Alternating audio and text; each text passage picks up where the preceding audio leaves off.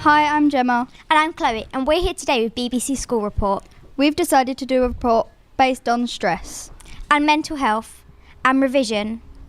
So Gemma, what are the main causes of stress?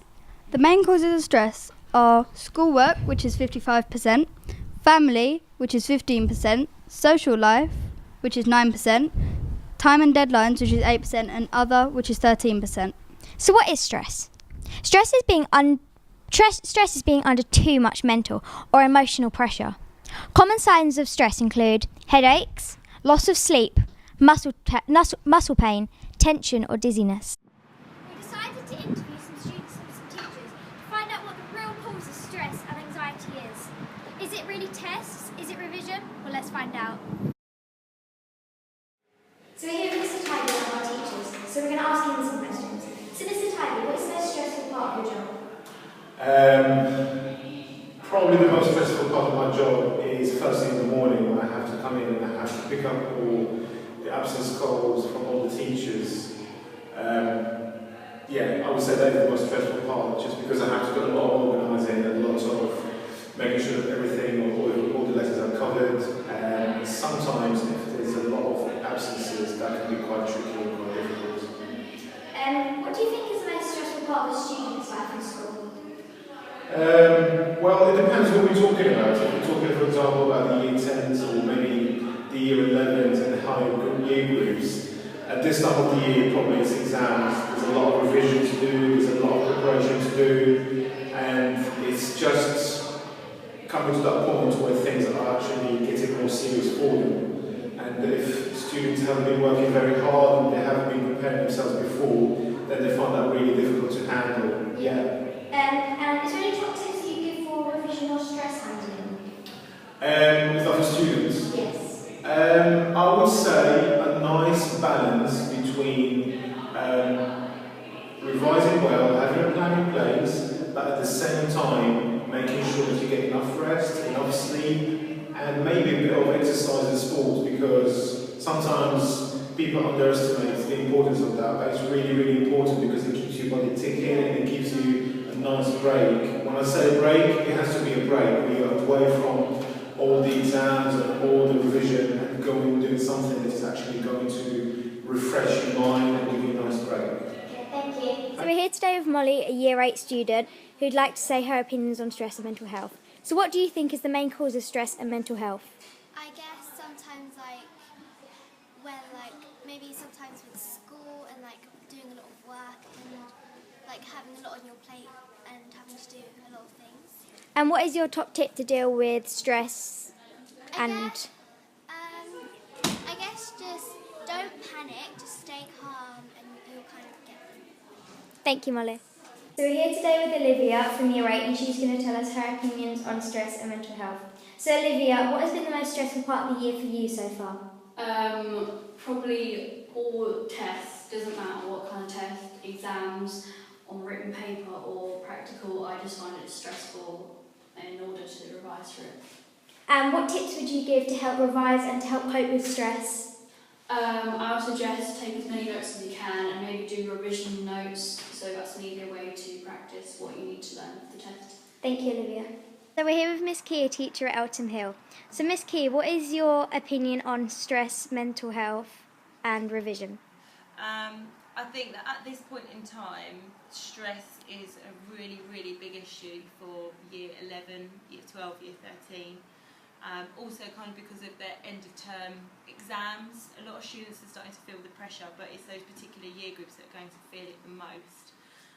And students begin to find it difficult to combat their feelings of coursework and the final deadlines and then beginning the revision. So they find it quite hard to judge what's right to do, and also you start to get tired towards the end of the term as well, so there's a lot of pressure going on for those students, and it's difficult for them to cope with their emotions sometimes. That's what I get to see a lot.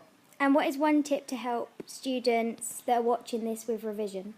I think revision is always good if it's active. If you can get up and you can get outside, don't just read through things, read through and rewrite.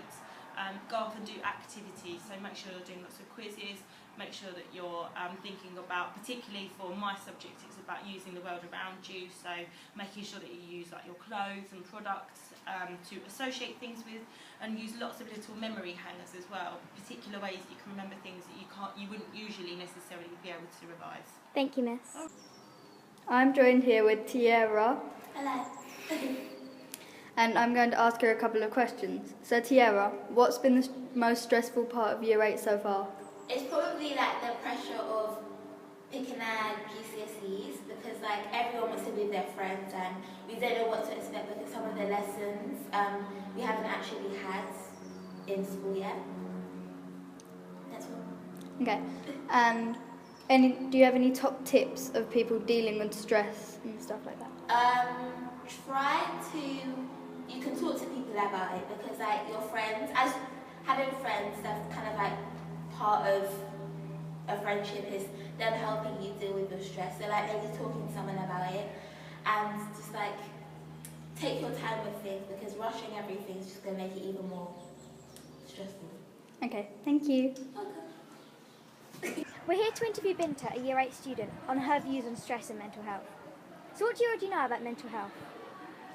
Well, when my friends are like with me, and when they say mental, I just think of craziness. So, yeah.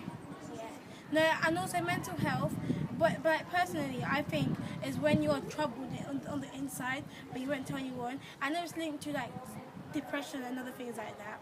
Even though we're halfway through the year, what has been the most stressful part of your year so far? GCSE options. Yeah. And what is a top tip for dealing with stress? My top tip. Well, I don't know if you guys like doing it, but I like using like stress balls and things to just, so when you squeeze them, things will just come out of them. Thank you, And Binta. that like helps me. Thank you, Thank Binta. you. Bye! So next we're going to be interviewing Miss Griffin. We want to ask her views on exams, stress, mental health issues, revision. How do you handle it all?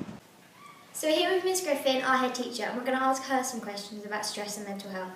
So how do you encourage your teachers to help their students deal with revision, stress and mental health? Well, I think one of the big things that really helps people is planning. Planning for how you're going to get through the work that you need to get through. And I think when you start to plan, it helps you to really prioritise, because it's important to get a balance.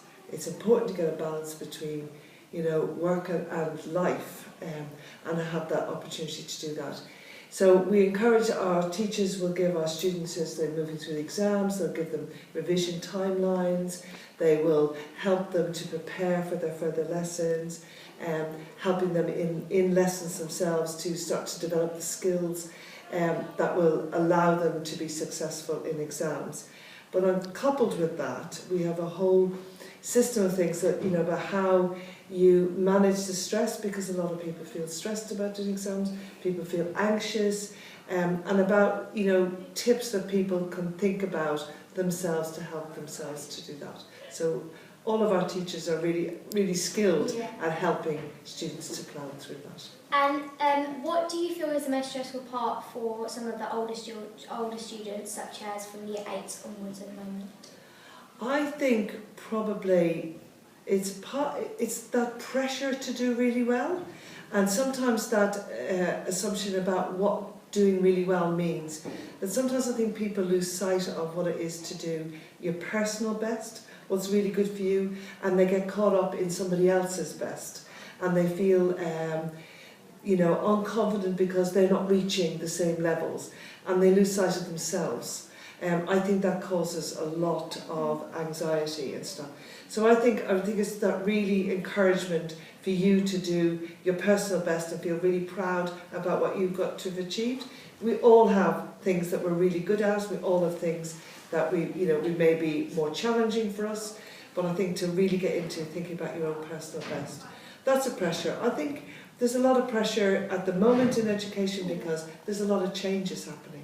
There's a lot of changes with exams, there's a lot of changes with grades, and so we're in a kind of an area, I think, where students might feel I don't really know. I don't know how difficult or challenging this is going to be. So that's a challenge for the teacher to kind of guide them through that.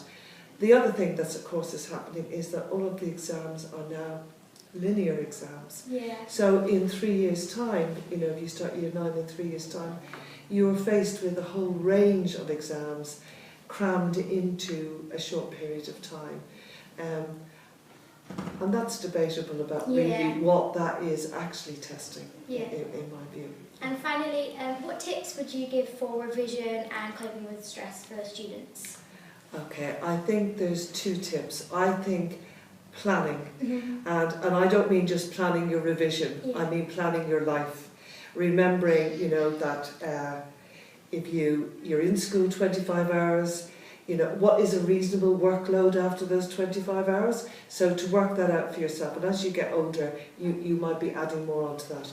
So I think that planning for that revision and that drive for yourself, that's one of my tips. And the second tip that I always say is, I think, what are you doing for yourself? Yeah. So exercise, I think, is fantastic.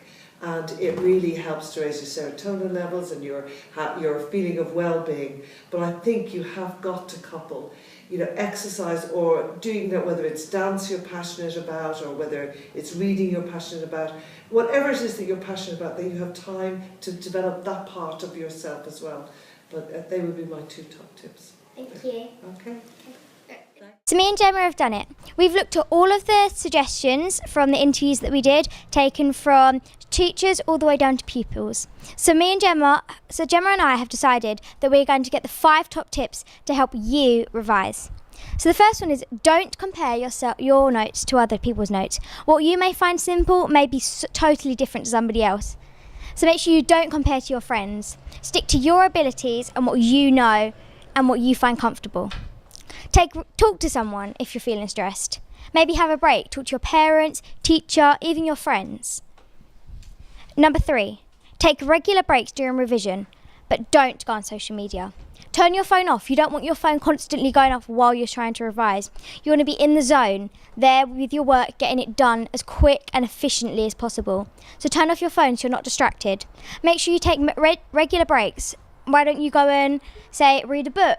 Or talk to your family, or go and do some exercise outside. Get food and drink, and make sure that you stay relaxed and calm.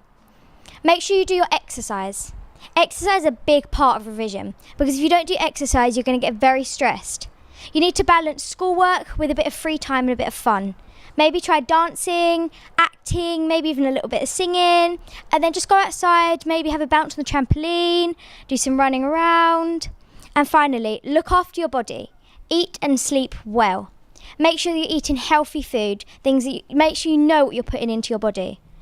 And sleep well. Make sure you get a good night's sleep so you're ready for the next day ahead. Thank you and good night.